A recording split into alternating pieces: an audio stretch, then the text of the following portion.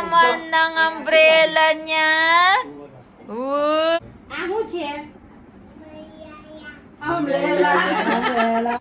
Fresh from work ang daddy. Hi, daddy. Jo. Ivan! Ivan, Jo! Ivan! Ure babre! May naka-arrange marriage daw ba si Doc Milan before ako? Specific lang siyang niluluto tuwing may occasion. Pero dahil nandito si Mala Masi, so whenever we want to eat this vermi, she can always cook it for us.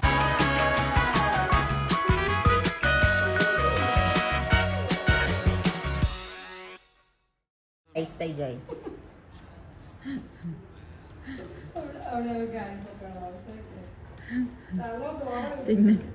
Tignan nyo guys. Si Ivan ay nilalaro itong dalawang matanda dito. Ayan. Child dance!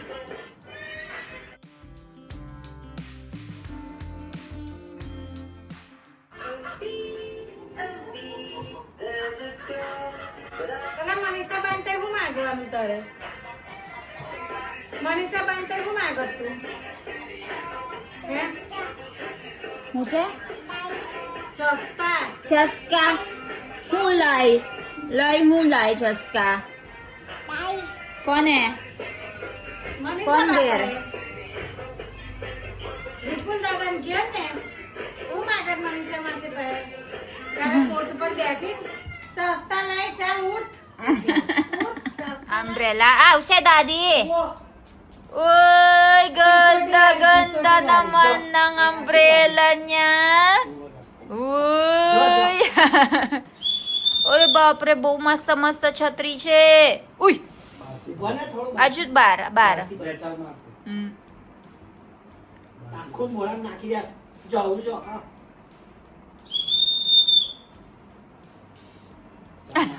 जो Eh, guys, ayan na, may umbrella si Baby Ivan. Ivan Nuche. Ivan, बहु बरसात बरसला. वरसाद पडता केव करवार Ure, bapre! Cute naman ang anak ko. Binilan siya ng umbrella ng उची lola niya. Naida ka ata Ivan Amora. Uchi kar. नीचे ते नीचे पकड़ा और नीचे Wow! या पकड़ा या इवन नहीं पकड़ा Niche. Boss, very good. देखा है आवाज मने जोड़ Dekay? Yay! देखो नीला कोणी छे Tuwang-tuwa ang mga Yan. maglolo-lola. Yan. Yan. Watay. Yan. Yan. काय लाई जवानी Kailan siya, Mani? राजा सिटी वगैरह इवन काय लाई जाय Bar. जा डैडी ने बताई daddy Lay man batay na? लाओ आवाज इवान जा डैडी सिटी वगैरह जा लाईचाल सिटी वगाडू कोणी अमरेला मुझे पारवानो टाइम है आहू छे अमरेला कोणी अमरेला अमरेला कोणी છે कोणी छे કોની અમરેલા છે હું કામ દબાઈ? ગઈ મિલી Ivan, તમારું નામ શું છે? ઇવાન નામ જ તારું હે? Ivan, તમારું નામ શું છે? Uy, Bisel. Ay, very good. ના ના લાઈ જો જો ડેડી વગાડે. જો જો મને Whistle. એ નહીં ये ना वागेला મુરાદ ભલા એ ના વાગે give me જો Tinuturoan ng daddy kung paano mag-whistle. Eh. એ ના વાગેલા આ વગાડ વરસાદ પડે છે Gustong gusto ni Baby Iwan itong umbrella niya, oh guys. Hindi niya mabitaw-bitawan. Ang lola niya ay binila na naman po siya ng umbrella. Dahil maulan na dito ngayon sa India. Yun, tuwang-tuwa. કોની છે Ganda ah. Ganda ng umbrella ng baby ko. umbrella કોની છે? Oh. Ivan, not that one ah. લીમડાનો રસ લગાડી અંતે. May nagtanong dito, may naka-arrange marriage daw ba si Doc Milan before ako? So, ang totoo niyan guys, kaya kami nagpakasal ng maaga ni Doc Milan ay dahil po ina-arrange na talaga siya. May isang beses pa nga na nagpunta si Milan doon sa bahay ng babae sa kapipilit ng tito niya. So, ang dami na kasi niyang tinanggihan ng mga babae, yung family ng mga babae tinanggihan niya.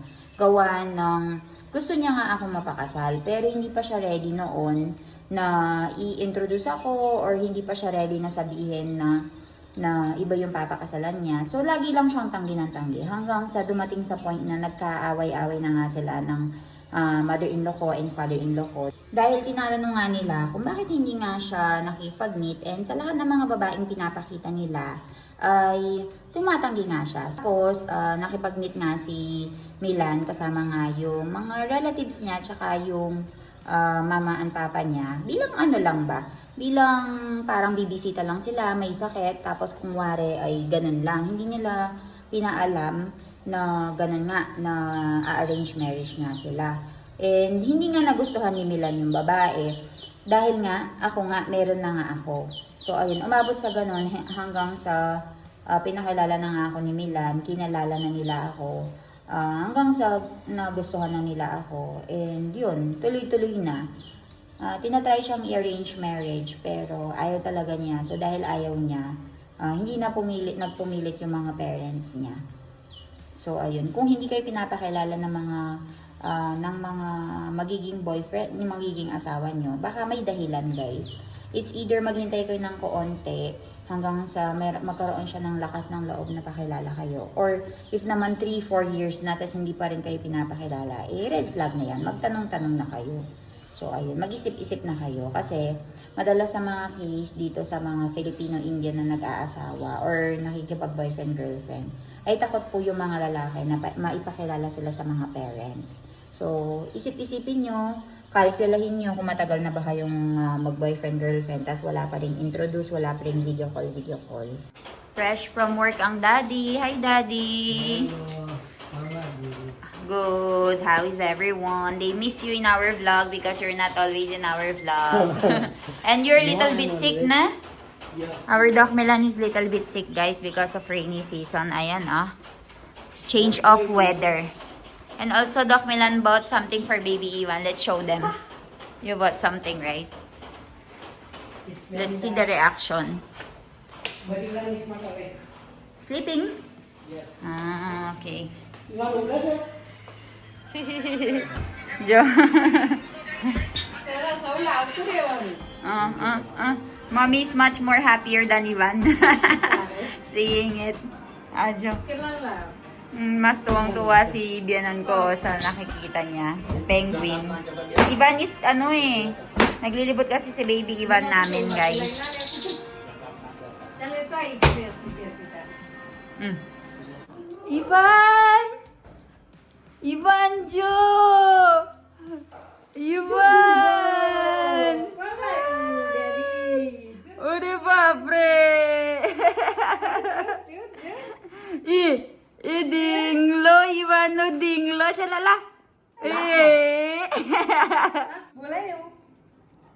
Chuchuk, chuchuk, chuchuk. Joko nai po. Papa. Hagi karna. Dinglo, hagi karna, dinglo. Hagi. Noi. Ajo Ivan. Aho karana. અત્તો કને ને અત્તો. Niche muki de. Patas. Niche, jal. Jo. 1, 2, 3, go. એટલે લાતમાં ને લાત. આવું કરવાનું. લે તું માર. La chal. Mar de. Noi. Noi. Pachi. Pachi. Haru pachi. Chal. હાથથી કર દે. Hat. Hati. Nay hatwan. Chalo. Naantok na ang baby Ivan ko, guys. Ayan, chalo. Guys, magandang umaga sa inyo. So, ayan, nakaligo na ako. And kakatapos ko lang pinaliguan si Baby Ivan. And dahil Sunday ngayon, ay napakaraming mga bata. And naglalaro sila. So, kinuha nga siya ni Hia doon sa bahay niya. And then, yung mga bata dito ay kinukuha din. So, ganun yung sitwasyon namin pagdating kay Baby Ivan, guys. Dahil pinag-aagawan nga siya ng mga bata dito. Gawa ng gusto nga siyang laruin. So, ngayon, nandito ngayon si Malamasi currently cooking ng pagkain namin for today. Papakita ko sa inyo. Ito yung biniling laruan ni daddy niya kay Baby Ivan. Pero si Ivan ay parang ayaw ito. Natatakot siya. Andito si Mami. Andito si Mami, may kausap siya ngayon. And si Malamasi ay nagluluto ng food natin. Tara, bisitahin natin siya. Malamasi, good morning. Good morning. What have I do? જો આજે થોડી વાર મોડી દાળ હા. બનાવું છું. Barabar. Oh, what labada? No. So, right now, Malamasi is cooking this vermi. So, she cooks very good vermi, guys. Bojordar vermi banawas Malamas. Mekwa ka chay ko ne. Lepacha banawa no che. So, right over here, magluluto siya ng cabbage batata. And, ayun, naka-ready na itong mga milk natin. Ayan. So, ayun. Ngayon, ang panahon ay hindi masyadong maulan. Ayan. Kaya nakakapagsampay tayo ng mga damit. Actually, guys, this past few days ay hindi ako masyadong nakakapag-vlog kasi very focused talaga ako sa negosyo. Tapos, may times na dumadaan sa akin na parang ihinto ko na kaya yung pag-vlog. Tapos dumarating sa akin yung parang mas gusto ko na lang mag-focus sa negosyo. Pero ayun, syempre, kailangan pa rin nating i-update yung mga family natin sa Pilipinas kasi ito lang yung way nila para maging updated, 'di ba? So ayun, continue pa rin natin para lang sa kanila. So papakita ko sa inyo yung grass namin dito. Hindi pa dumarating yung lawn mower na in-order namin. Dahil nga rainy season na, guys, itong grass natin dito ay sobrang malabong na. And also, nung isang araw daw ay sa labas may nakita silang ahas. So natatakot naman ako na baka dito ay pagbahayan ng ahas dahil malabong na. So waiting lang talaga kami. Ang bagal kasi ng delivery. Pero nakapag-order na kami. So, ayan. Medyo maputik-putik. Pero mas maputik doon sa kabila gawa na hindi nakasemento yun sa kanila. Pero sa amin, okay lang siya.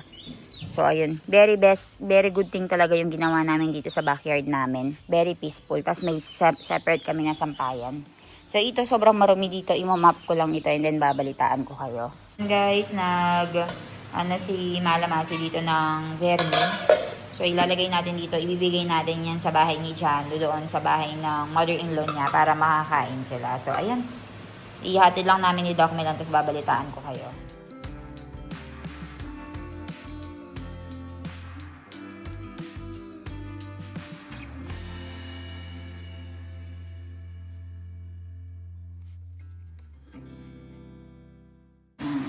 So, ayan guys, meron tayong dough dito. Binilog na niya para mas mapadali yung paggawa niya ng vermi dito.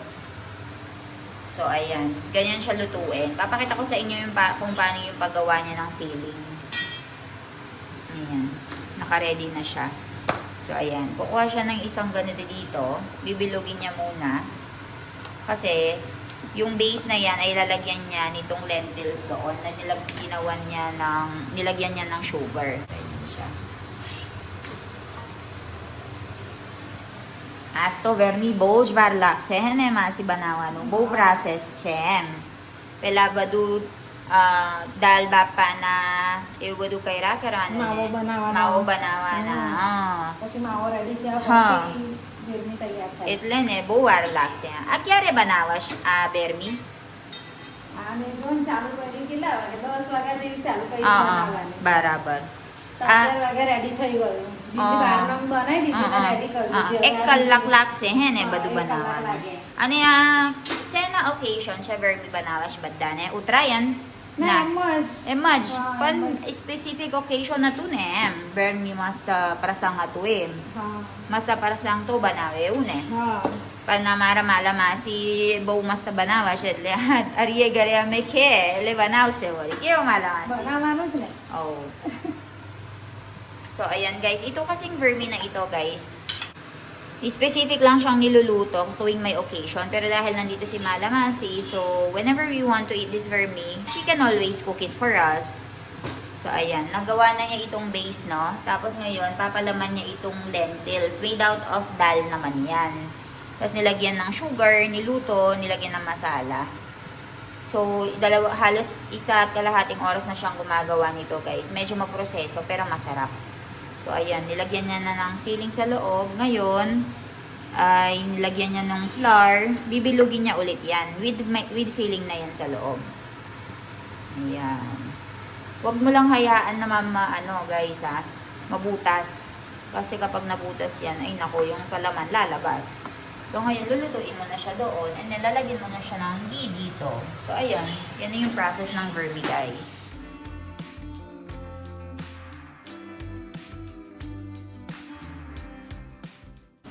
Ito yung rotli natin, guys. And, ito naman ang ating cabbage batakansa. So, right over here is our curry.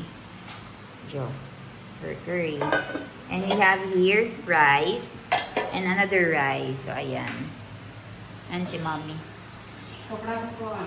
So, tara. Tulungan ko muna si Mommy pala, guys. Mag-aano kami ng damit.